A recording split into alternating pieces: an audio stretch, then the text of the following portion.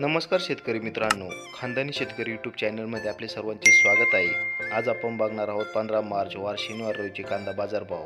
मित्रांनो, जर कोणी चॅनलवर नवीन असाल तर चॅनलला सबस्क्राईब करून घ्या।